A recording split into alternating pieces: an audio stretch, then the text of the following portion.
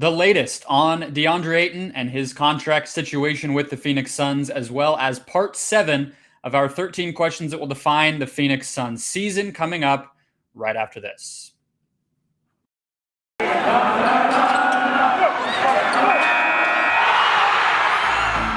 You are Locked On Suns, your daily Phoenix Suns podcast, part of the Locked On Podcast Network, your team every day.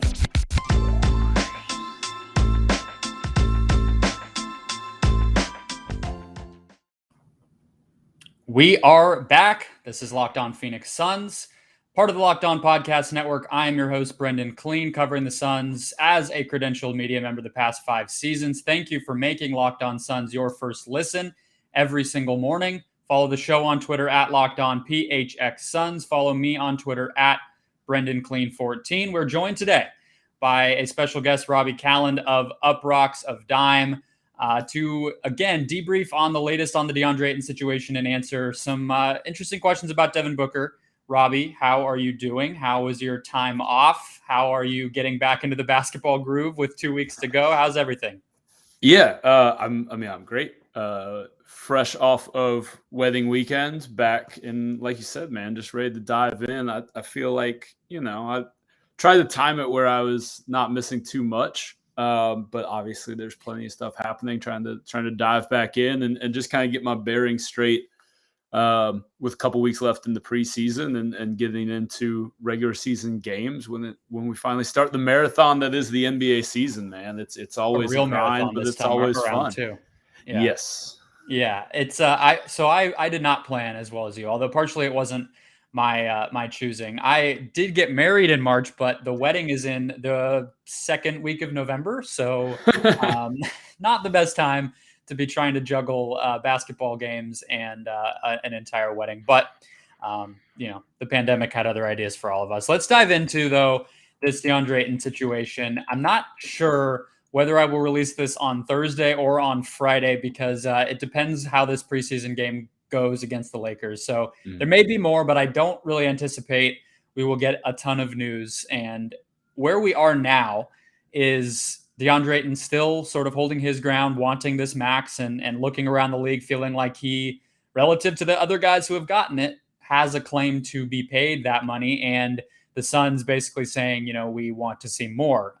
Totally understandable on both sides. And then today, Chris Paul was interviewed on First Take by Stephen A. Smith, said he wasn't concerned. It's just business. Mentioned McHale being another guy whose negotiations are still going on. Of course, Chris, being the former president of the union, is probably going to answer with business as usual 10 times out of 10 on a question like that. But where does that leave us? What do you feel like is going on here, Robby? And do you feel like a deal gets done between Ayton specifically and the Suns? Yeah, I mean, it would be fairly surprising because it's, it's been a long time since we had a number 1 pick who wasn't like a bust. Like, this isn't Anthony Bennett. This isn't a guy who came in and wasn't that guy. I mean, I think the last time probably was Wiggins was the last time there was a question about a number 1 overall pick. And Glenn Taylor was like, will you play hard? And Andrew was like, I'll play hard. And then he was like, all right, here's a max contract. That was the last time I can remember a situation where there was kind of that will they, won't they with a top pick. I think it probably gets done. And if it doesn't, I mean, the Suns will match whatever. And I think there's a max out there for DeAndre in restricted free agency. He's been that good. I think the frustration on DeAndre's side in particular is like, what more do you want me to show you? Like, look at what I did in the postseason last year. Like, that's where you want to see guys perform. And for him, he's probably saying, like, my first postseason, like, I was dominant in some big games for you guys. Like, I feel like I earned this. And it's kind of one of those things where I understand his frustration. I understand why he would want to be given what he sees Luka, he sees Trey, he sees Shea, he sees these guys getting. And really the rookie max extension, it's to the players at this point, it's a respect thing because there's not a whole lot of difference in what's going to happen money-wise. Obviously, the 5th year is the big thing for those guys. But, like, it's really feeling like there's a respect thing. Atlanta kind of went through this with John Collins in a slightly different situation last year, where they said, like, we're not giving you a max because we don't think one's out there. And they turned out to be right. Nobody came with that money. They actually bumped their offer up because they realized, like, they could have stonewalled him and said, we're giving you $590 and that's it. And they went to the 125 because nobody came with anything. Like, he didn't have any offers once the Spurs moved on. So for DeAndre, I think there's the max money out there. It's just the Suns might want to see somebody else give it to him. And I understand that, but also you're a team that doesn't have the greatest track record with these relationships that you're building with young guys. And I think this could have been an opportunity to say, like, we're doing something. We're going to approach these things differently now. Like, it's an opportunity for James Jones and this organization to say, like, we're going to start showing that respect to the young guys and showing respect to these players that we think are foundational in a way that hasn't always been what this franchise has done. And I think maybe that's the missed opportunity here. It's not bad business per se, because you understand wanting to see if it's out there for a restricted free agent. But he's a number 1 overall pick who has performed to what you would want him to do. And I think that might be the misstep here. Yeah, on the topic of Wiggins, they had it on local radio here the other day that I think it was Wiggins, Siakam, and Embiid are the only 3.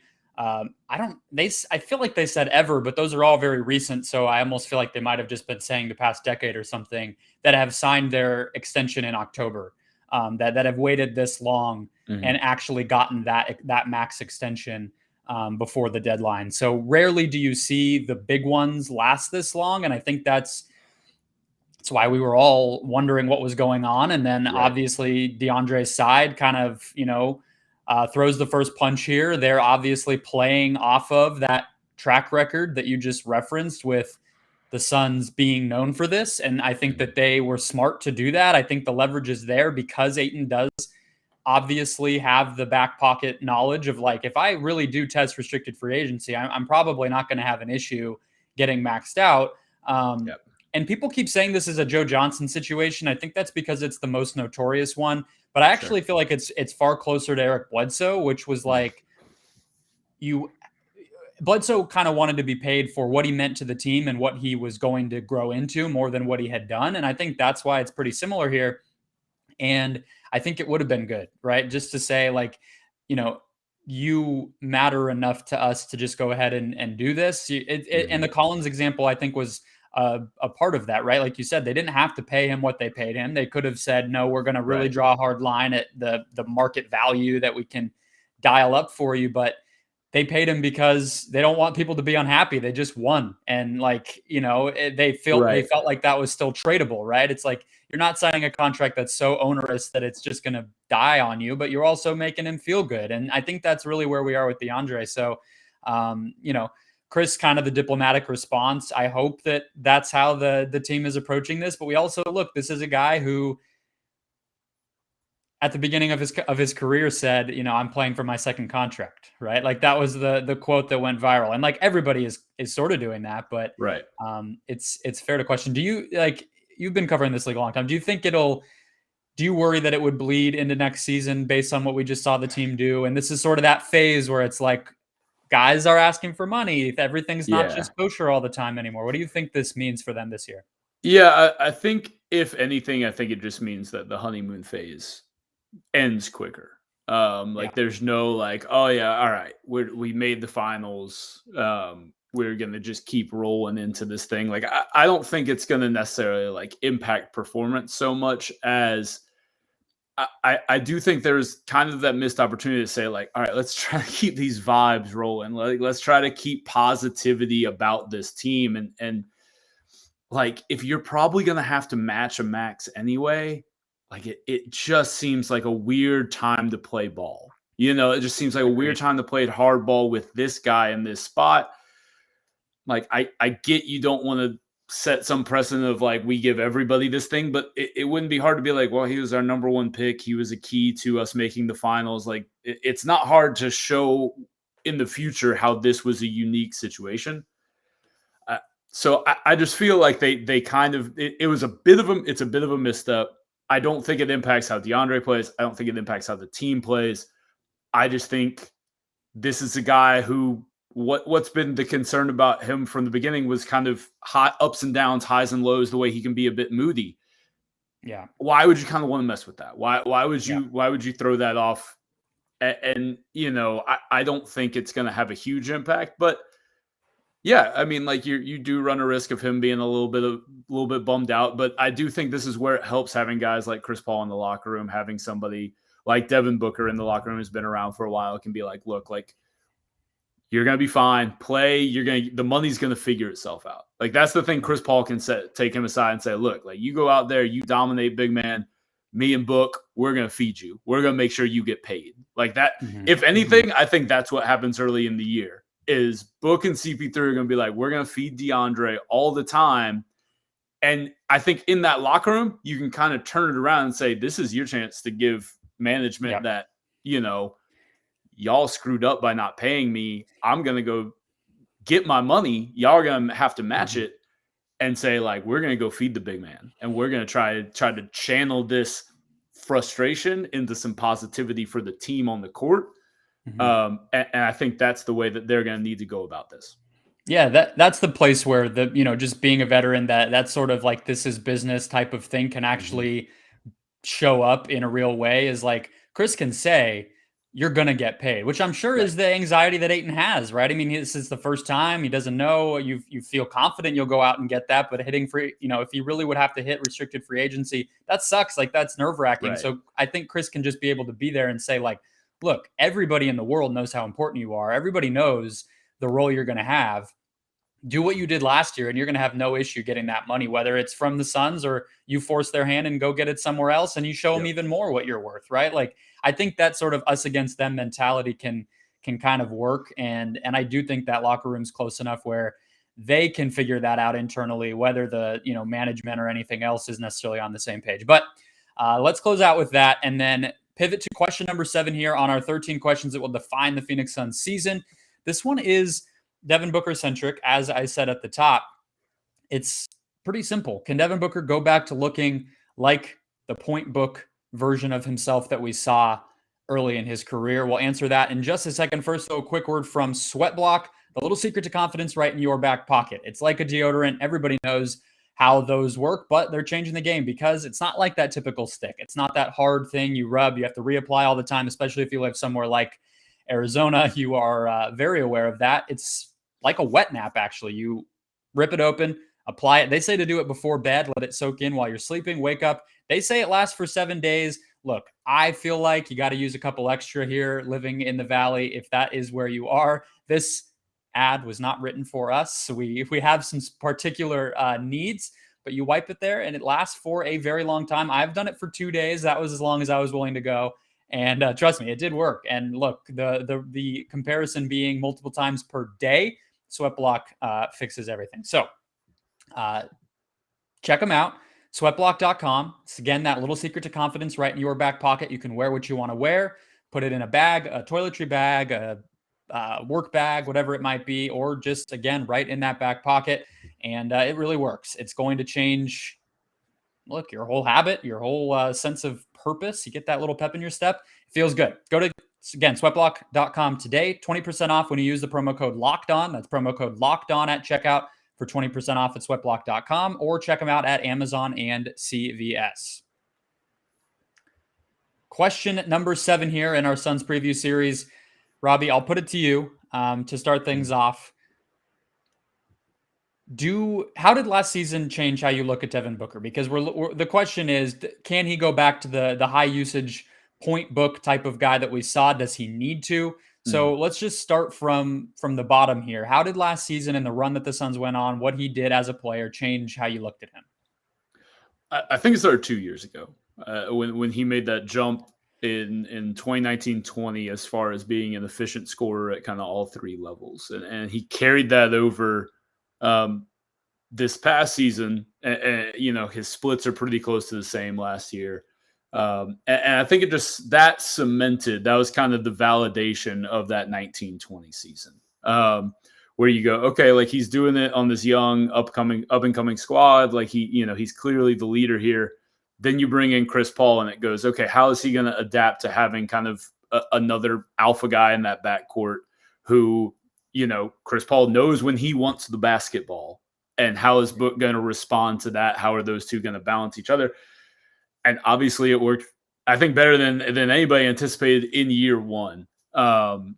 And I think all it did for me is cement that this is a guy who is a 1A, 1B type, on a championship contending team. We always talk about kind of like, oh, can he be the guy? And I don't even think there is really anybody who is the guy on a championship team anymore. I think you got to have a 1A, 1B at this point. I think we've seen that for the last decade plus in the NBA. But I think he's shown that he can be that level of guy if you have somebody next to him, and that he can play that balance. I think that was the most important thing for me, was this is a guy who has been the dude in Phoenix since he came in. There's never been anybody who has been at his level on this team. You bring in somebody like Chris Paul, who is, and the way that they would balance end of game situations, the way that they would balance key moments on offense and play off of each other in year one, it obviously helps that you're bringing in somebody who commands respect the moment he walks in the door. Like, there was no room for Book to be like, no, this is my game, but it was two guys who know how to do that and were willing to kind of share that spotlight, share that rock. And to me, that was the most important thing in Booker's year last year, was how is he going to kind of take that not secondary role, but shared primary role. And he did fantastic. And I think when you look at, you asked the question, does he need to go back to being point Book? I don't necessarily think he does. I think we know he can be more of a facilitator, but I think part of what made him so good last year is he didn't have to try and do everything for everyone. And I think a few years ago, there was this feeling of like, I got nobody who can pass the ball on my team next to me. Like there were times where he was like, who's my point guard? Okay, like I got to do it all, Mm-hmm.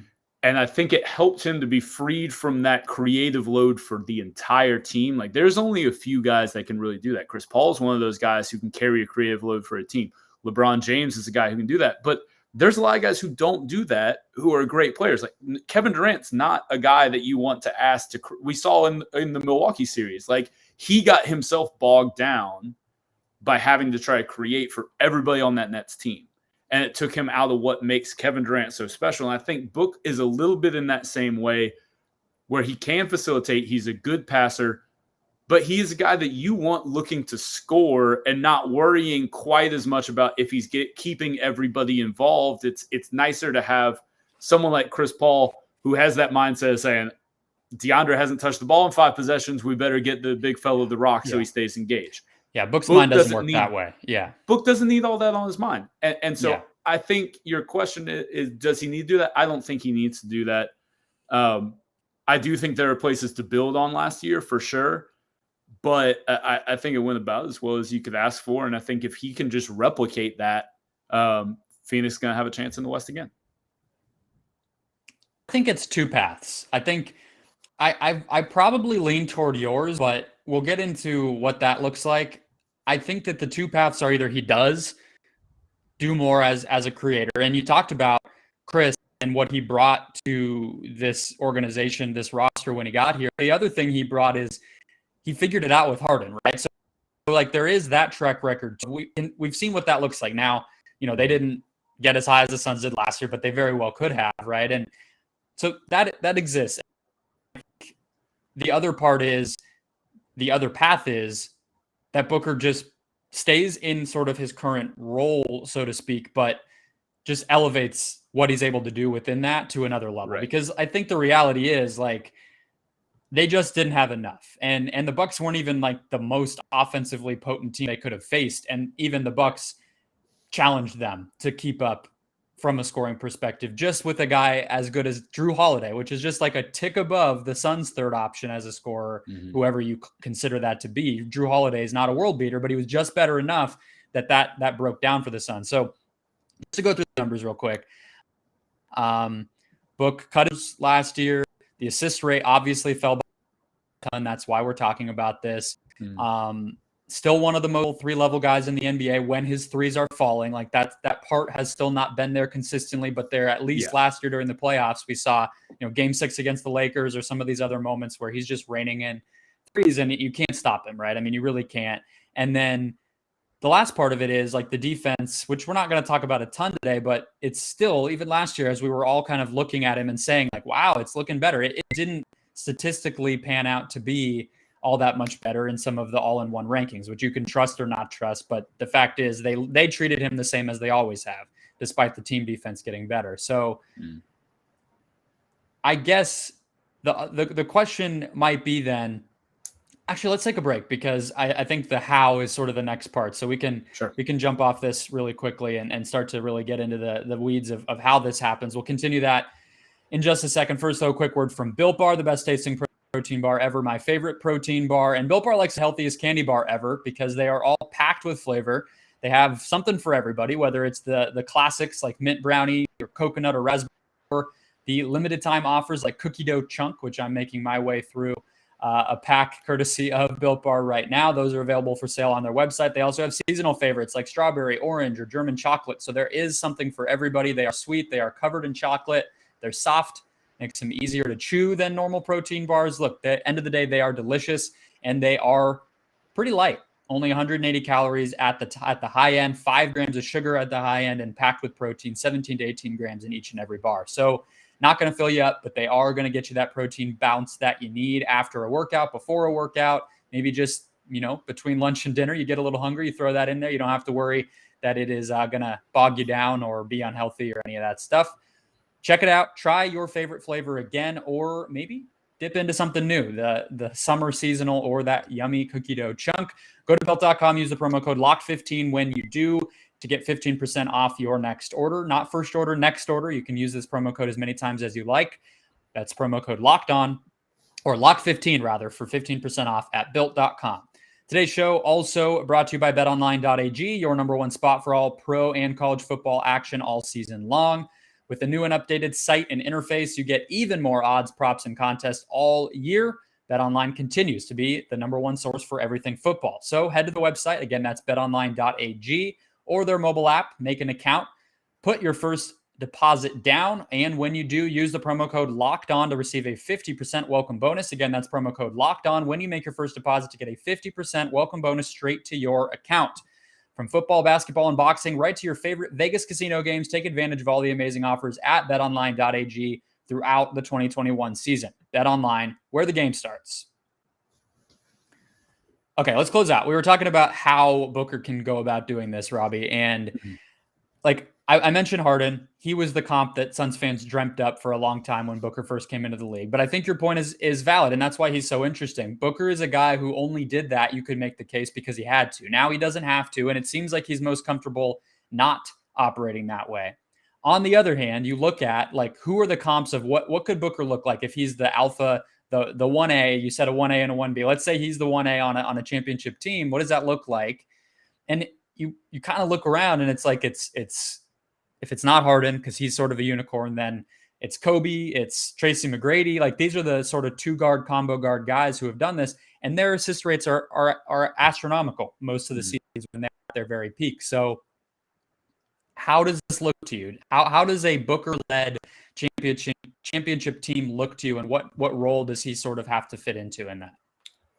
Yeah, I mean, I think he has to find that balance a little bit better. And I think that can come from, one, just looking at how Chris Paul kind of handles the game management aspect of his own pacing. So if you watch Chris, he'll quiet first half, a lot of assists, kind of getting everybody involved, keeping everybody engaged. And then, you see Chris Paul scored 16 straight points in the fourth quarter of a key moment. He's slay the Nuggets. Yeah. Right. He is the best in the league at that, at the pacing of the game. And I think that's where Book can kind of learn how to manage himself.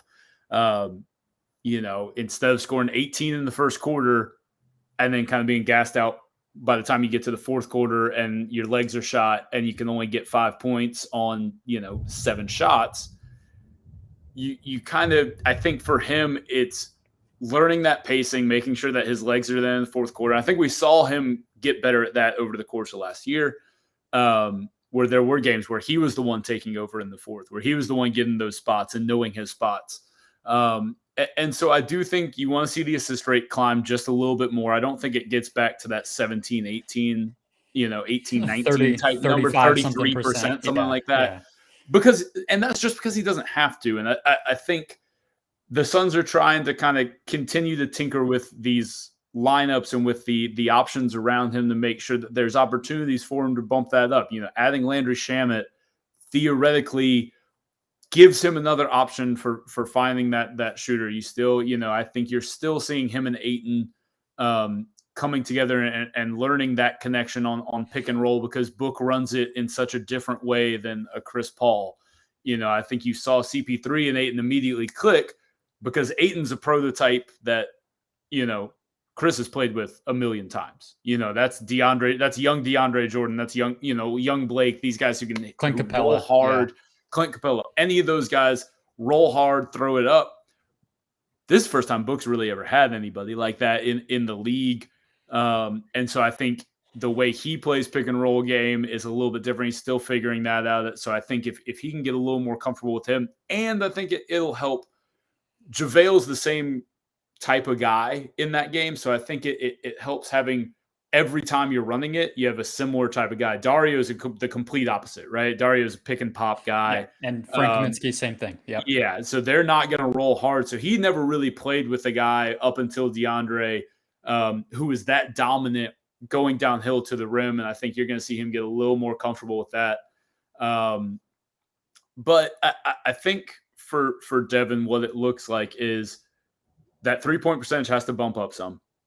And he has to just be more consistent from that range, because like you said, that's the thing that makes him completely unstoppable, is if you feel like you have to step up every time he comes around one of those screens, high screens at the 3-point line. If you feel like you really have to step up, it opens up everything else on the floor. It's going to draw help. So easy. Well, yeah. And if it's drawing help from the corner, then that's going to up your assist percentage, because you're going to have easy finds there. If it's drawing help from inside, that's lobs. That's, it opens everything up. And so he needs to be better than 34%. I think that's just plain and simple. He just has to be, if he can be a 36, 37% guy, and I think we've seen it in spurts, we see where he can get there. That unlocks such a different level for him where he just becomes terrifying. I think if you're talking about the Harden comp, that's the big difference, right? Like when James is at his best, like he's nasty from outside, like he's going to hit a big percentage from out there. In his best seasons, that's been where he's at. And so I think for Devin, it comes down to 3-point shooting, and that opens up so much more of the floor in the ball handling game. I think it's continuing to tighten the handling. I think we saw it last year. I mean, part of the reason the mid-range numbers went up is I think his handle's a little tighter, and he's able to get into that shot and into his shooting pocket much easier. And you see the development. I think those are the things for a guy that's in year 7, 8 at this point. Mm-hmm. Like those are the things that you're trying to continue to develop. Like we know what Devin Booker is as a basketball player. He's not changing, he's not changing how he approaches the game. Like this is what he does. But it's tightening those things. It's all right. Can you be a little bit better shooter? Can you find that balance a little better from 3-point range coming off the dribble? Because that's going to be what elevates your percentage. It's not tweaking the jump shot. The mechanics are the mechanics at this point, but can you make sure you're a little more centered? Can you find the balance, the footwork, refining those things that we've seen him do in the mid-range game and taking it now 3 steps further out when he's, coming off those screens in the 3-point line. And, can he just eyes up for a little bit longer or just feeling where guys are? Because again, like Chris Paul's so good at that, and he immediately drops into a situation. It kind of makes everybody think it's that easy. We're like, okay, like he just knows where everybody is. Chris is a savant, he's just always like that.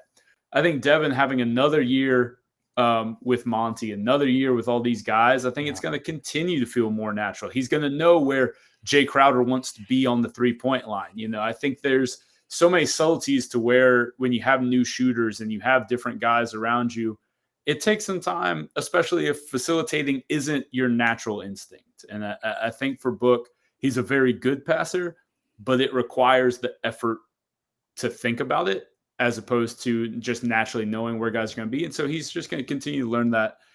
And I think he will be a little bit better this year. I think we'll see some of the percentages bump back up, both as a facilitator with the assist percentage and as a 3-point shooter. I think he's going to be more comfortable in what he's doing this year again, which is pretty scary considering how good he was last year. You know, we're talking about margins here. It's all small percentages that he has to go up to take that next step and be to that next level. It's just continuing, you know, to elevate. It's such a small difference, but it makes a big one.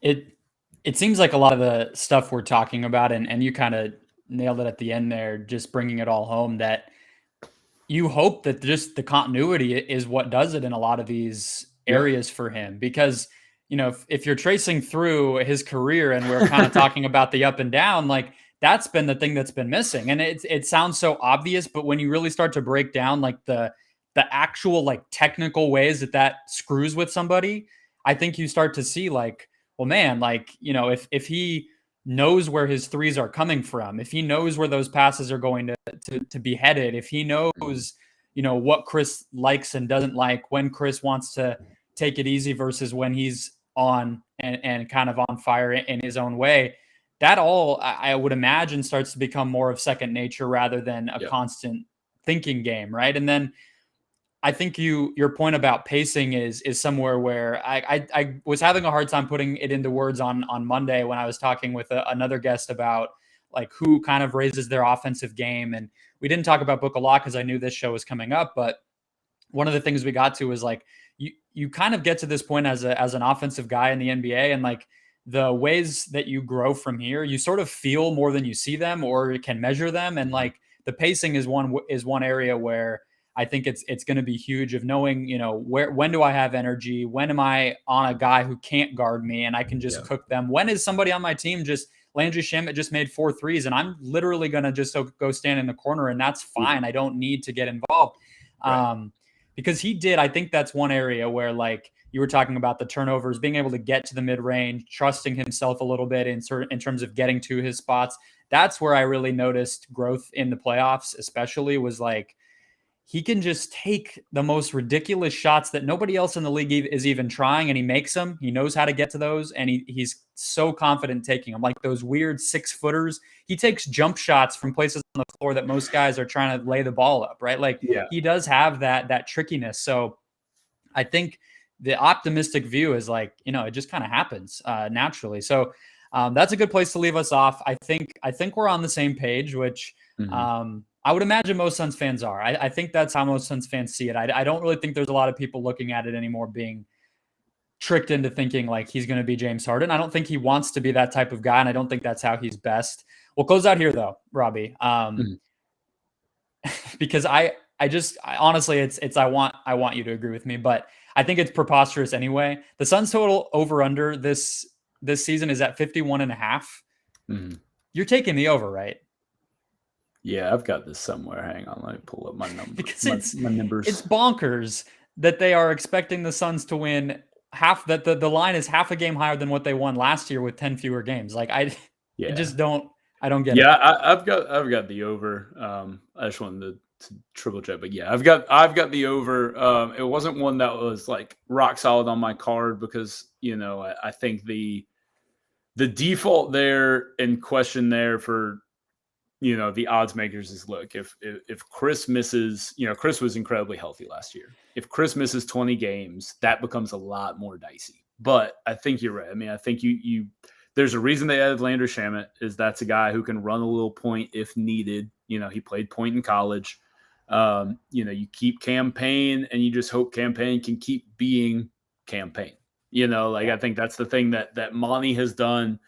As well as anybody is we talk about, you know, what's Book's comp.